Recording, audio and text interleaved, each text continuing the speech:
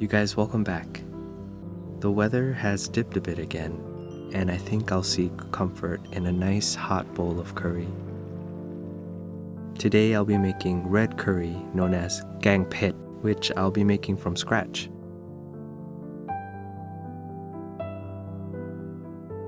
Let's get started. I show you how to make red curry paste from scratch in another video with more detailed instructions, so definitely check that out first. But I'll do a recap here on how to make it. For this curry paste, we'll need 2 kinds of dried red chili peppers, a large mild spicy one like this guajillo and a smaller spicier variety like this jinda. Feel free to substitute with what you can get your hands on.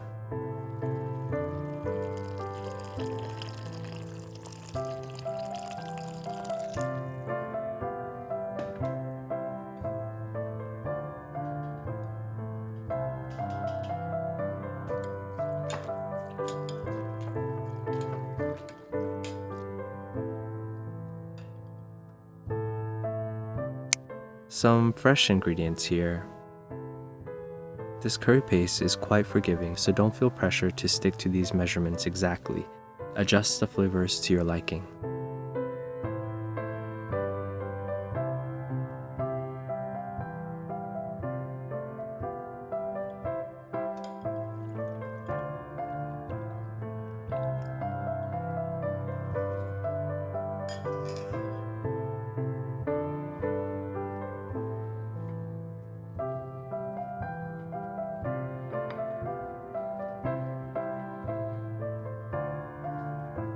Smash it all up if you're using a mortar and pestle, or blend it up if you're using a traditional or immersion blender. I find that immersion blender gives a closer result to the traditional mortar and pestle.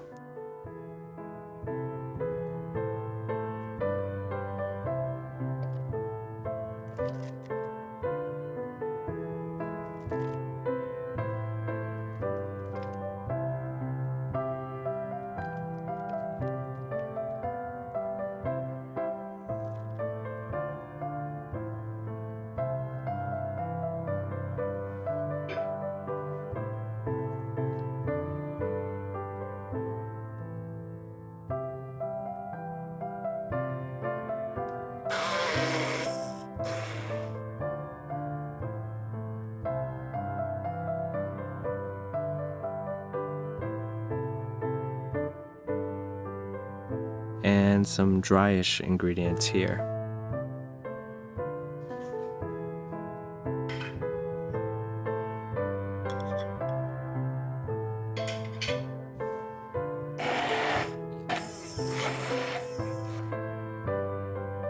It's fun to make your own curry paste at home because you can control the ingredients going in to suit your taste preferences and the salt levels.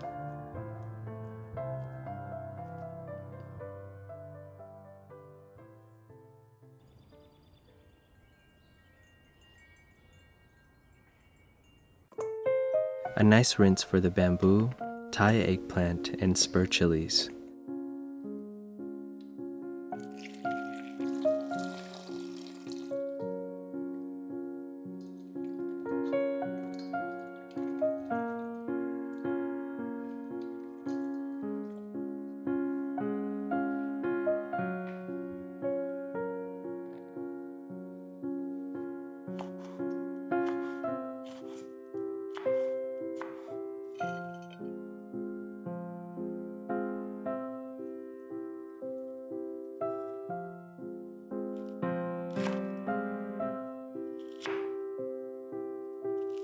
For when you're cutting the Thai eggplants, prepare some salted water for the Thai eggplants to rest in until we start cooking.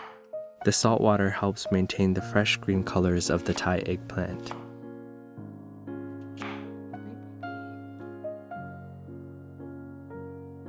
And as for bamboo shoots, if you're not very familiar with using them, I definitely encourage using canned bamboo shoots that can come already sliced up for you.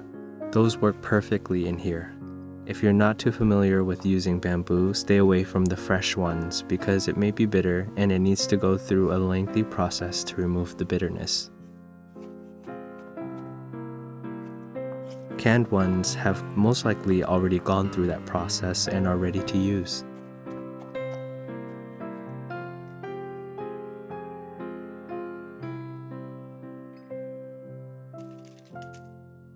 A quick rinse for Thai basil. Smells so nice.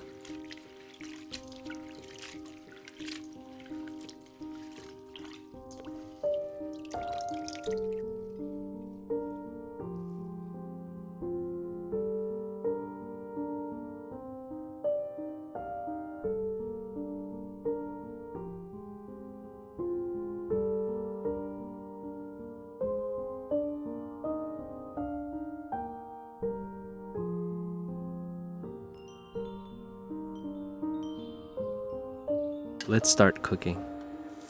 Let's cook the meat separately first with a bit of fish sauce and coconut milk.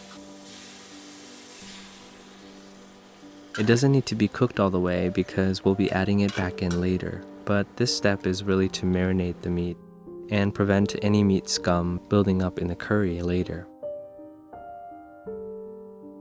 In a clean pan, let's reduce some coconut cream on medium heat.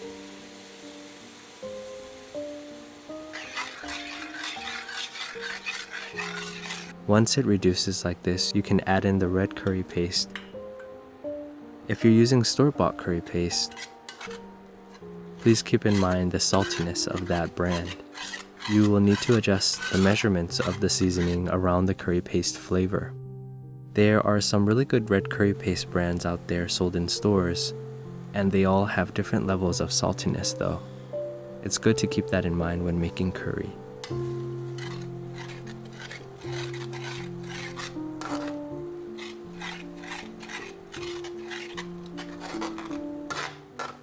On medium heat, let's add the meat back in.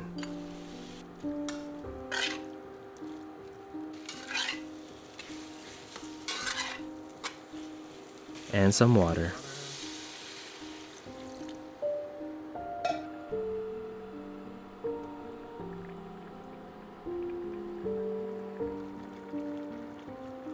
And season with fish sauce.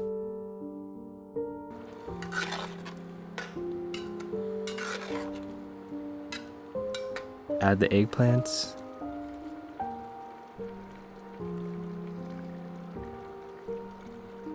And the bamboo shoots.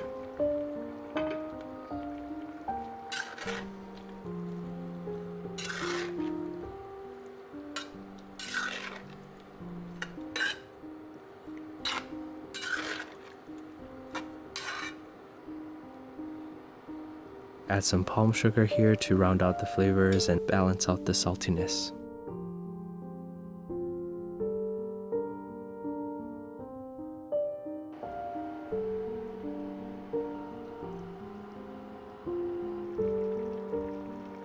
And some coconut milk for some smoothness and a bit of creaminess.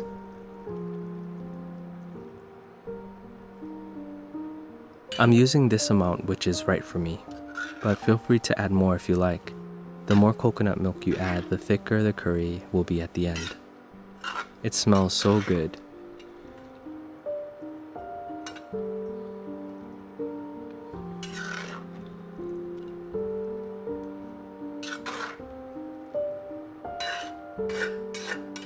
In goes Kaffir lime leaves and Thai basil at the end for the freshness. You don't want to overcook the Thai basil.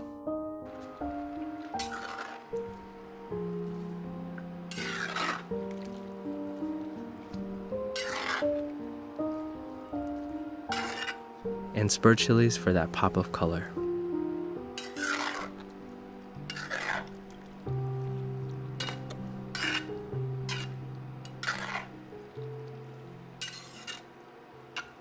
Here we have it, red curry, also known as Kang Phet. It goes so well with jasmine rice, perfect for a weekend meal. If you enjoyed this video, please give it a like and leave me a comment below. I'll see you all in the next video. Be safe, everyone.